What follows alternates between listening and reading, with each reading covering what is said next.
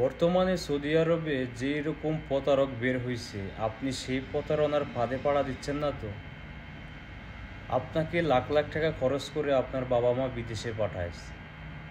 বিদেশে পাঠানোর পর আপনি সেখান থেকে কাজ করে আপনার পরিবারকে ভালো রাখবেন, আর সেই জায়গায় আপনি প্রতারিত হচ্ছেন দিনের পর দিন।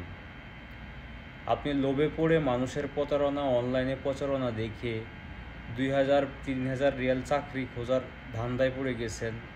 কাউকে 1000 রিয়াল 2000 রিয়াল দিয়ে আপনি মাসের পর মাস বসে আছেন। কাজ হচ্ছে না, দিনের পর দিন আপনি বসে আছেন। এই সমস্যাগুলো কেন হচ্ছে আজকে বিস্তারিত নিয়ে আমি আপনাদের সামনে হাজির হয়েছি। আমাদের প্রায় বাংলাদেশি আপনার 2024 সালের পর থেকে যে পরিমাণ সৌদি আরবে লোক আসা শুরু হয়েছে, সেই পরিমাণ কাজ পাচ্ছে না। যদিও কাজ পাচ্ছে, টেম্পোরারি কাজ। বিশেষ করে সাপ্লাই কোম্পানিতে যে লোকগুলো এসে কাজে জয়েন করার পরে তাদের অবস্থা খুবই করুণ। অনেককে দেখি যে সাপ্লাই কোম্পানির নাম শুনলে আপনারা চলে আসেন। আসলে সাপ্লাই কোম্পানিটা কি, এটা কি জানেন? সাপ্লাই কোম্পানিটা হচ্ছে, আপনি যখন প্রবাসে আসবেন, ওনাদের কোনো চালান কিছুই নেই, জাস্ট আপনাকে শু করে আপনাকে দিয়ে 2000-3000 রিয়াল ওরা বেতন তুলবে কোম্পানি থেকে, কিন্তু আপনাকে দিবে হচ্ছে 1000-1200 রিয়াল। এদের কাজই হচ্ছে এটা। একটা সাপ্লাই কোম্পানি মানুষের জীবন ধ্বংস করে দেয়। সৌদি আরবে যে সাপ্লাই কোম্পানিগুলো আছে, এসব কোম্পানিতে কখনো আসার চেষ্টা করবেন না। আপনি প্রয়োজনে অন্তত নর্মাল একটা দোকানে কাজ করেন, একটা কোম্পানিতে কাজ করেন, কিন্তু সাপ্লাই কোম্পানিতে যাবেন না। কারণ সাপ্লাই কোম্পানিগুলো হচ্ছে মানুষের জীবন ধ্বংস করার একটা কারখানা। প্রথমত দোষ হচ্ছে আমাদের, যারা আমরা প্রবাসে আসি, আসার আগে আমরা যাচাই বাছাই কিছুই না করে আমরা কিন্তু প্রবাসে চলে আসি। প্রবাসে আসার পর আমাদেরকে কী কাজ দিবে, কোথায় দিবে, কি কোম্পানি, এগুলো আমরা জাস্টিফাই করি না। যার কারণে আমরা প্রবাসে আসার পর আমরা এই জটিলতা ভুগি।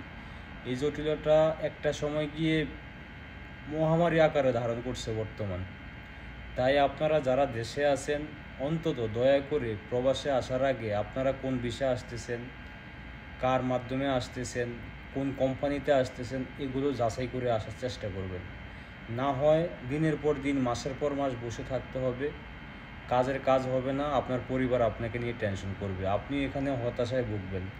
এগুলো থেকে মুক্তি পাওয়ার একটাই উপায় আছে, যেটা হচ্ছে আপনি যখন দেশ থেকে প্রবাসে আসার আপনার চিন্তা ভাবনা জাগবে, তখন থেকে আপনি কোন বিষয়ে আসতেছেন, কোন কোম্পানিতে আসতেছেন, এগুলো দেশে থাকতেই আপনি জাস্টিফাই করে তারপর আসার চেষ্টা করবেন। এখানে আসার পর অনেক দালাল আছে। আপনাদের টিকটক বলেন, বিভিন্ন প্ল্যাটফর্ম বলেন, সব প্ল্যাটফর্মে কিন্তু তারা লোভনীয় অফার দিয়ে থাকে। সে লোভনীয় অফার আপনারা লোভে পড়ে 2000-1000 রিয়াল দিয়ে আপনারা কাজে যাওয়ার চেষ্টা করেন। আপনাদের কাছ থেকে যখন টাকাগুলো নেয়, তখন কিন্তু তারা তাদের সিমটা বন্ধ করে দেয়। এরকম প্রতারক চক্র সৌদি আরবে অ্যাভেলেবেল। তাই আমার প্রবাসী বাংলাদেশি যারা আছেন, আপনারা একটু সতর্ক থাকবেন।